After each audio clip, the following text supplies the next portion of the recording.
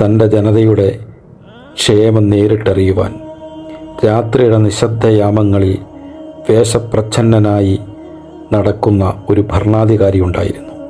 അദ്ദേഹം മറ്റാരുമല്ല, ഇസ്ലാമിക സാമ്രാജ്യത്തിൻ്റെ രണ്ടാം ഖലീഫ അമീറുൽ മുഅ്മിനീൻ സയ്യിദന ഉമർ ഇബ്നുൽ ഖത്താബ് റളിയല്ലാഹു തആല അൻഹു ആയിരുന്നു.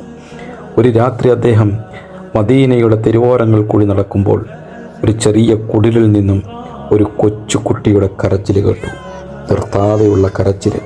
എന്താണ് ഈ കുട്ടി കരയുന്നത് എന്നറിയുന്നതിനു വേണ്ടി അദ്ദേഹം ആ കുടിലിനെ ലക്ഷ്യമാക്കി ആ കുടിലിൻ്റെ അടുക്കിലേക്ക് നടന്നു നീങ്ങി. ഉമർ റളിയല്ലാഹു തആല അൻഹു ആ കുടിലിൻ്റെ വാതിക്കൽ ചെന്നുകൊണ്ട് ചോദിച്ചു, എന്തിനാണ് ഈ കുഞ്ഞിങ്ങനെ നിർത്താതെ കരയുന്നത്?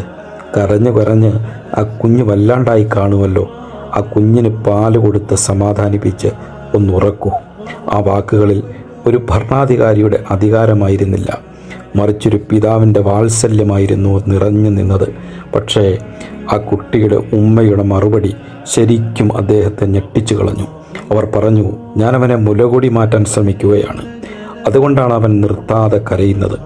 സ്വാഭാവികമായും നമ്മൾ ചിന്തിക്കും, എന്തിനാണൊരു ഉമ്മ തൻ്റെ കുഞ്ഞിനെ ഇത്ര പെട്ടെന്ന് മുലകൂടി മാറ്റാൻ ശ്രമിക്കുന്നത് എന്ന്. അതിൻ്റെ കാരണം നിലവിൽ മദീനയിലുണ്ടായിരുന്ന ഒരു നിയമമായിരുന്നു. ആ നിയമമനുസരിച്ച് മുലകുടി നിർത്തിയ കുട്ടികൾക്ക് മാത്രമേ സർക്കാരിൻ്റെ ആനുകൂല്യങ്ങൾ ലഭിച്ചിരുന്നുള്ളൂ. പാവപ്പെട്ട ഉമ്മമാർ സർക്കാരിൻ്റെ ആനുകൂല്യം കൈപ്പറ്റാൻ വേണ്ടി മുലകുടി നിർത്തേണ്ട പ്രായമാകുന്നതിന് മുമ്പ് തന്നെ മുലകുടി നിർത്തുമായിരുന്നു.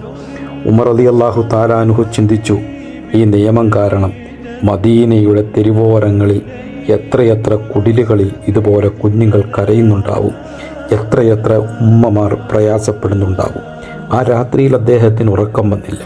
പിറ്റേ ദിവസം പ്രഭാത നമസ്കാരത്തിൽ വിശുദ്ധ ഖുർആൻ പാരായണം ചെയ്തിട്ട് വ്യക്തമായി ഖുർആൻ പോലും ഓതാൻ അദ്ദേഹത്തിന് സാധിച്ചില്ല.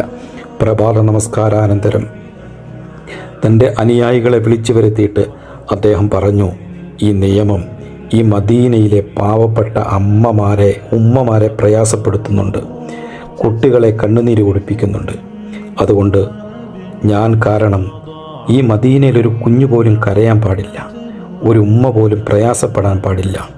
ഈ നിയമം ഇന്നുകൊണ്ട് റദ്ദാക്കിയിരിക്കുന്നു എന്ന് പറഞ്ഞുകൊണ്ട് അദ്ദേഹം ഒരു പുതിയ നിയമം പുറപ്പെടുവിപ്പിച്ചു.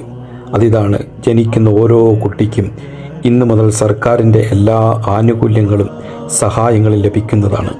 ഈ സംഭവത്തിൽ നിന്നും ഒരു ഭരണാധികാരിക്കുണ്ടാവേണ്ട തഖ്വാബോധവും പടച്ചവനെക്കുറിച്ചുള്ള ഭയവും പാവങ്ങളോടുള്ള അനുകമ്പയുമാണ് നമ്മെ പഠിപ്പിക്കുന്നത്.